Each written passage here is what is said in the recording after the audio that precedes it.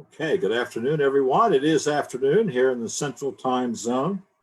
I'm Tim McNally, and I live in New Orleans, which is vastly changed with the pandemic situation, but it's still New Orleans, and we are still enjoying wonderful cuisine, good music. Uh, Drinks are kind of problematic, but that's okay. That'll work out too.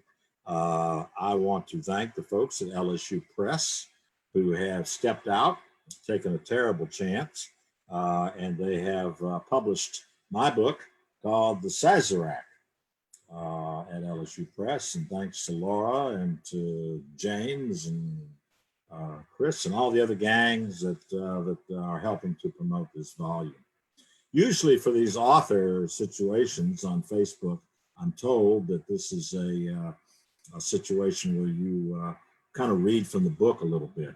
But in discussion yesterday with a few of the gang at LSU Press, it became obvious that reading from the book would just be a snapshot out of a time when there was no understanding of what went on either side of that quote or of that chapter.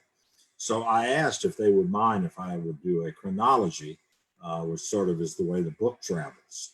And what always interested me about the Sazerac cocktail was the fact that it had such an old and varied history, so many different ingredients at various times, and yet it maintained its name, which has caused a lot of consternation.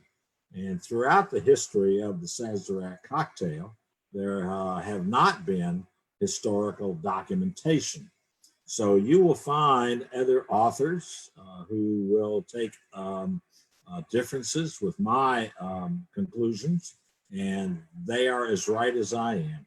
So my thought has always been about this is that we, back in the 1840s, even going back further than that, a drink that contained spirits, among other ingredients, the idea of writing down what was going on was not necessary, and it wasn't important. The reason it wasn't important is that back in the 1830s and 1840s, if you wanted a particular style of drink, you went to that outlet that was willing to make you that style of drink because they invented it. But they didn't have to write it down. They knew what you were there for. So let's just back up just a little bit to continue the confusing discussion and talk about the origin of the word cocktail. Lots of authors have taken a dartboard at it, including H.L. Mencken, who did a lot of research into the origin of the name, and no one settles on anything. It originally was thought to apply to a horse where the tail was sort of bobbed, and you only did that to horses of low caliber, horses that were not going to be running in any particular race. And so the cocktail became sort of a mutt of a drink named after that horse's tail. That doesn't hold up very well in history. So then a number of people thought that the name developed in New Orleans, and that it was because the drink was made in pharmacies, in apothecaries, and the drink was made in the cup in which you had your egg for breakfast that morning. That is a coquetière in French.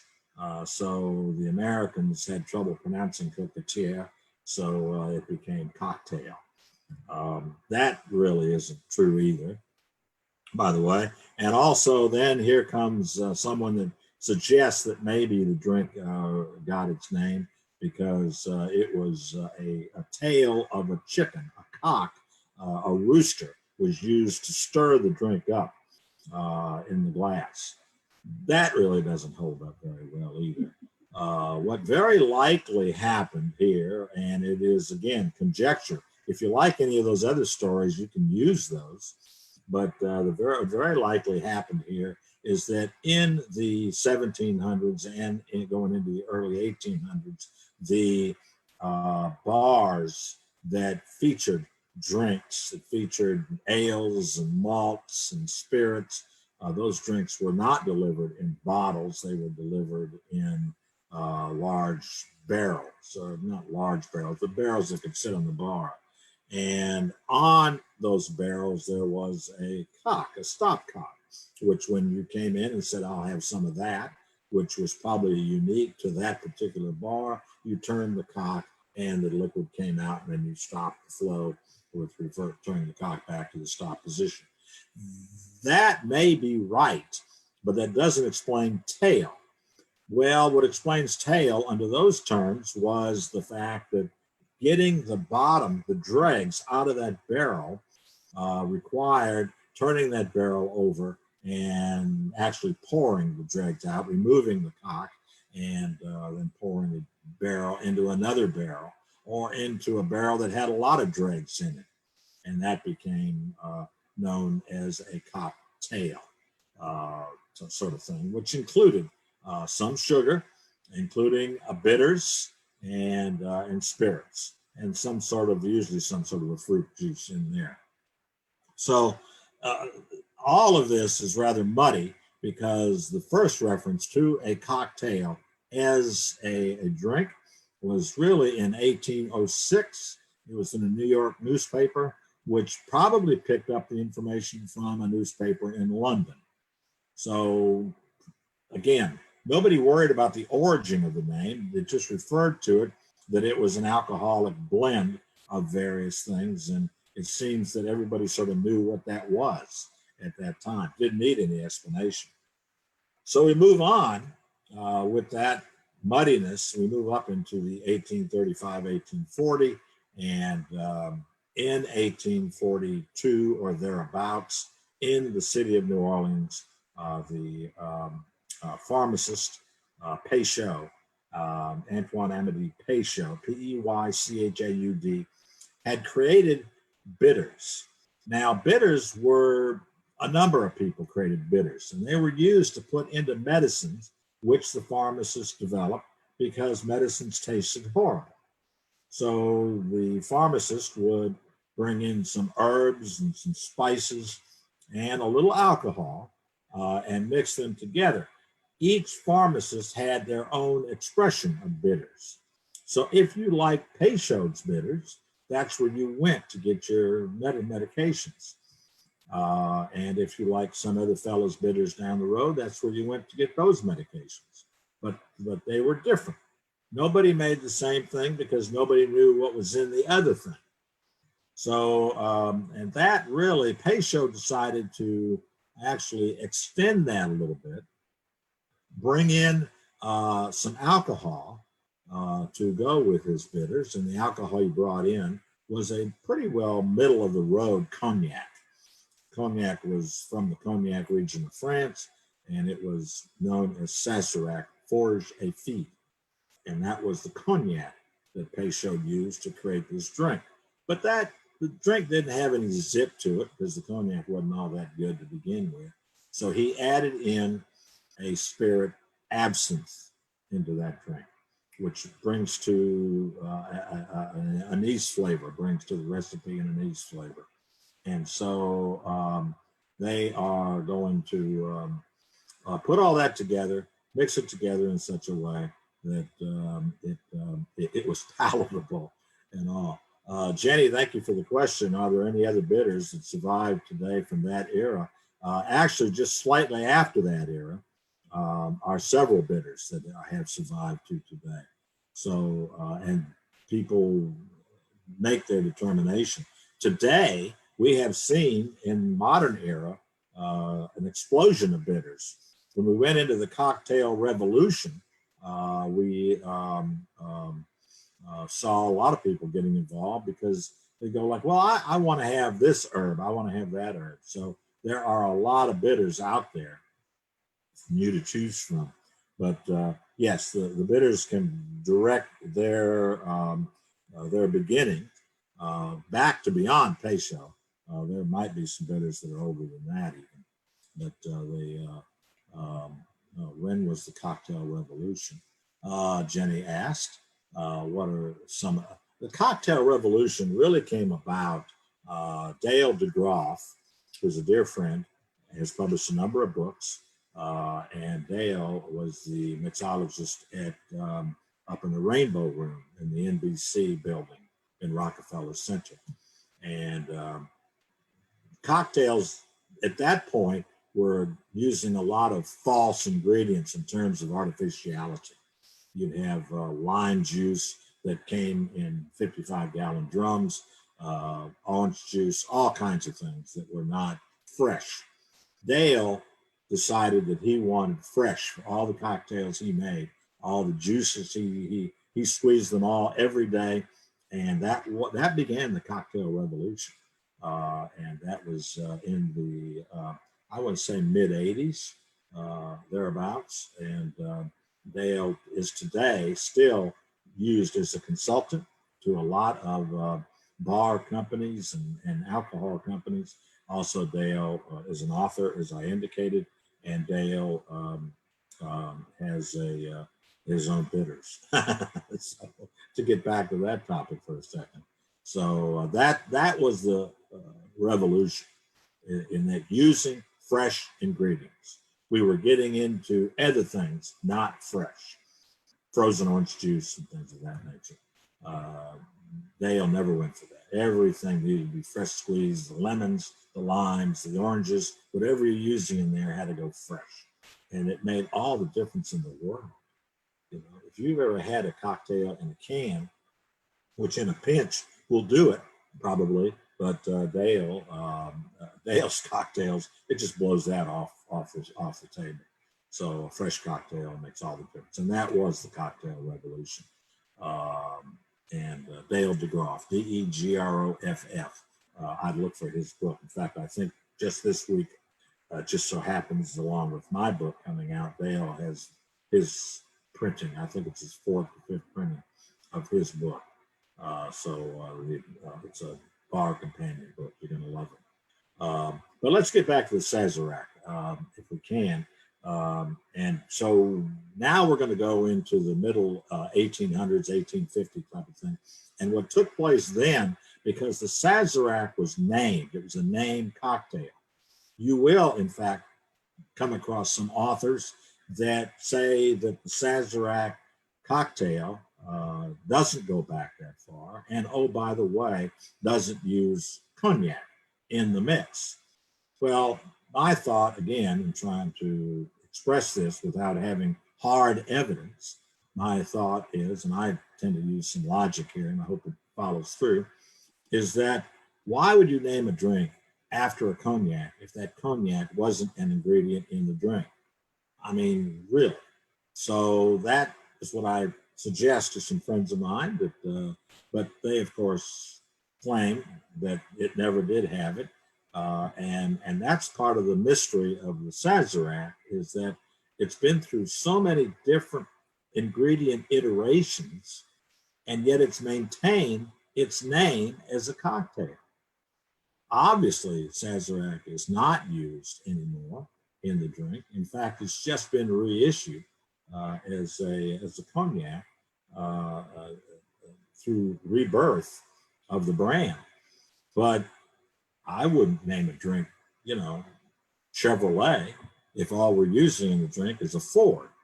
So that's my logic there, and we'll go with that. So, but in the middle 1850s, since these cocktails proved to be very popular, now you were going to coffee houses in New Orleans as opposed to going to pharmacies to have a cocktail beverage, to have an alcoholic beverage. And the bars were called coffee houses. So they did, in fact, serve coffee, but they were known for their cocktails. And a number of other cocktails came in at that time that were born at that time, include all the derivatives cocktails. You can look at the Manhattan and look at the history of that. It all came in the middle 1850s. But the Sazerac predated all of them. And that really kind of paved the way. Not that New Orleans was that big of an influence nor that big of a town, but back in those days, New Orleans was the fourth largest city in America. So it did have a lot of influence. And so a lot of people followed what was going on down here because this seemed to be a lot of eating and drinking here. That hasn't changed much. So they wanted to go ahead and do it in their hometown. And that's where kind of it has gone from that period. Let's jump ahead on this story to about 1880, the late 1880s, early 1890s. On this story, we are, oh, okay. Margaret, I'm going to answer your question here because it sort of comes in now. She asks, in other parts of the country today, is the Sazerac recognized as having originated in New Orleans? Absolutely. Nobody ever doubts that the Sazerac originated in New Orleans. So, no, thank you. That's a good question. And thank you for that. Back in the late 1880s, in the early 1890s, in France, there was an epidemic of phylloxera. Phylloxera is a disease that attacks vines. Phylloxera is caused by a root louse, a little insect that in grand numbers is attracted to the roots of vines, and it sucks on those vines because that's sweet down there with the sugar that's in the vines, and there are nutrients. So phylloxera attacks the vine root system and slowly will kill the vine. So it isn't an overnight thing. And there's really no other way to get rid of phylloxera. And America has had two major phylloxera attacks. This little thing lives in the soil, and there's not much you can do about it because you can't go in and put heavy pesticide in the soil because you're trying to get the nutrients to go up into the vine or into whatever it is you're growing. And it's not going to be a good thing if you're doing something bad to the plant. So all you can do with phylloxera eventually, after a number of years, depending on how bad the infestation is, after another number of years, the phylloxera will kill the plant. So the end is inevitable. There's no way out even today. There's no cure for it, except to pull the plant out of the ground, to burn the plant, and then to till the soil with lye. And so you put lye into the soil, till it, cover the vineyard dirt, now with lye, and then you let it sit there for 3 years and let the lye kill the phylloxera in the soil. And then you come back, pull the cover off the vineyard, and till it again with lye, but leave it open this time. And leave it there for 2 years. And then you come back in and plant. And then it's 5 years to get a decent vine out of that soil, to get something you can make good wine out of. So it's a long time. Once phylloxera sets in, it's a long time. And during that time, particularly in France, we did not have the wines or the spirits, because cognac is a grape-based spirit. Didn't have it. Well, we weren't going to not put up with passing by cognac. Excuse me. So we went on to something else. Did not change the name of the cocktail, but used rye whiskey instead. And rye whiskey was used because there was such a great quantity of it flowing through New Orleans. The whiskey manufacturers, the whiskey distillers up in Kentucky and Tennessee would take their whiskeys, put them on barrels, and send them down the Mississippi River to then go around out through the mouth of the river and around over to the east coast of America or to Europe. That whiskey, a lot of it never made it to Europe or to the east coast of America. The whiskey distillers were getting real complaints from their customers on the East Coast. Where is the product? People like your whiskey. How can we make this, without, we paid you for this. And they didn't understand what was going on. So they made a trip down here, down to New Orleans, to see where the whiskey was going.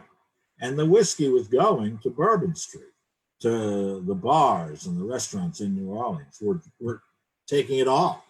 And we're able to sell it or to make drinks with it or to enjoy it.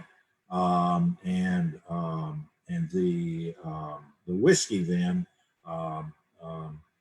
became, as it came down the river, and this is something the distillers did not know, because of the barrel influence, the whiskey, which came out of their stills in a clear state, was now brown.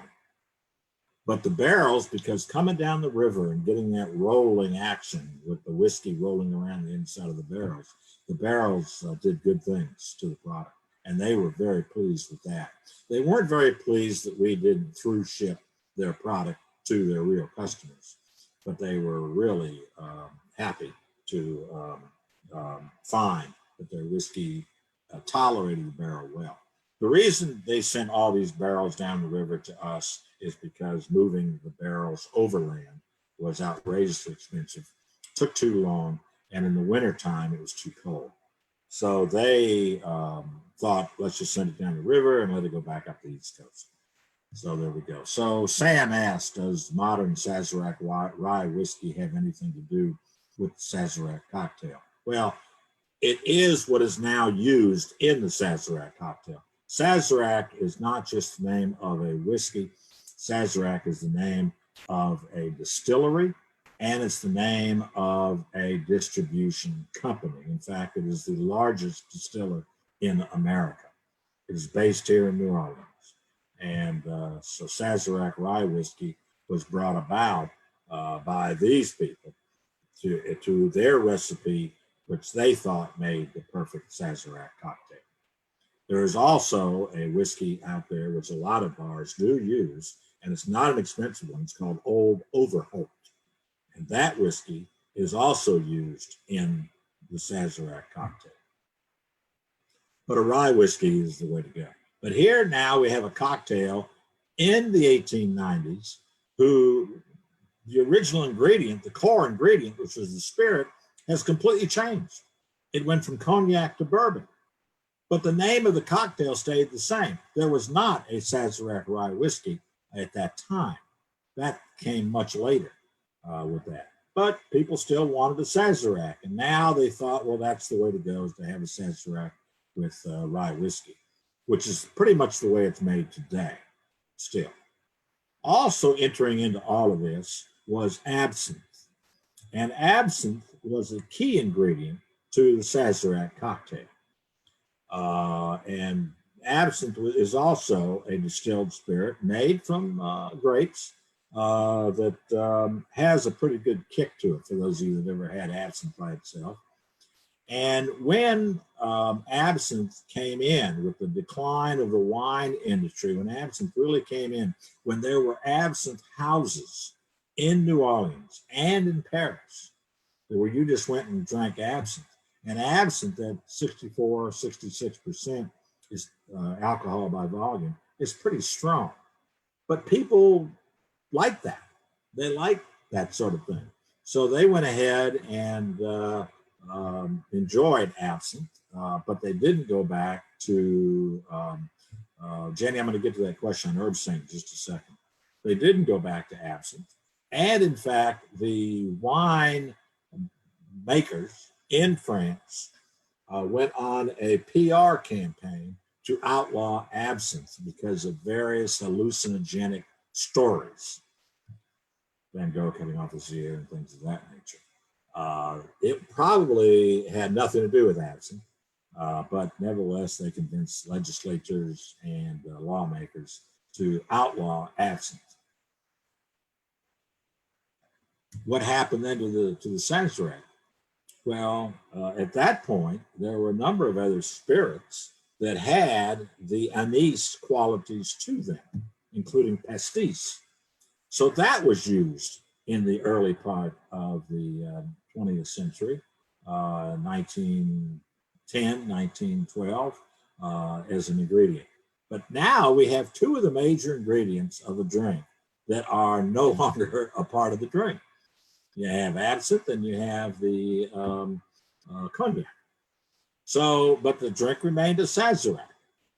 And on we went into the war, World War One, and then into Prohibition. Coming out of Prohibition, two New Orleanians said, we're going to create something here that is going to take the place of the pastis, and they created Herb Sant. So Herb Sant is an anagram. Herb Sant uses the letters of the word absinthe in its name. Herb Sant really means sacred herb there, but it has none of the wormwood in it. Wormwood is a root that is used to give absinthe its qualities. So, and it was thought at that time that dizone, which is the one of the major ingredients in wormwood, it's thought that that's what caused the hallucinogenic effects. That wasn't necessarily the case at all. And in fact, when you ask Jenny about why do some bartenders use it instead of absinthe, they like the taste. They like the taste better. And the fact that we couldn't get absinthe prior to about 1995. Everybody thought that absinthe was illegal, and it never truly was. The way the law was written, it was not illegal. So absinthe was never made legal again. It was just defined better. And that was done by a gentleman here in New Orleans who thought that absinthe didn't deserve the illegality tag. And he went to France, got the original recipe to make absinthe, and then did a series of gas chromatographic runs to prove that the absinthe that really goes back all the way into the 1800s never met the definition of the law as far as being a hallucinogenic alcoholic spirit. And that absinthe is Lucid, Lucid, and he is continuing to experiment with distilleries. He was a chemist with Shell Oil here in New Orleans, and really brought absinthe back to the world, even though absinthe never should have gone away. But that, again, now we've got absinthe out of a Sazerac, cognac out of a Sazerac. We've got rye whiskey in, and we've got pastis in, which eventually gave way to Herb Sant, created spirit.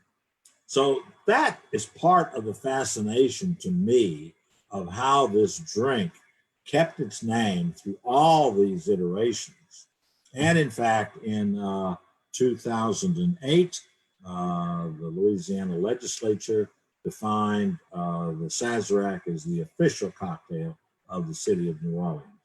I personally know of no other city that has an official cocktail, but there may be some now. But back in 2008, there were none.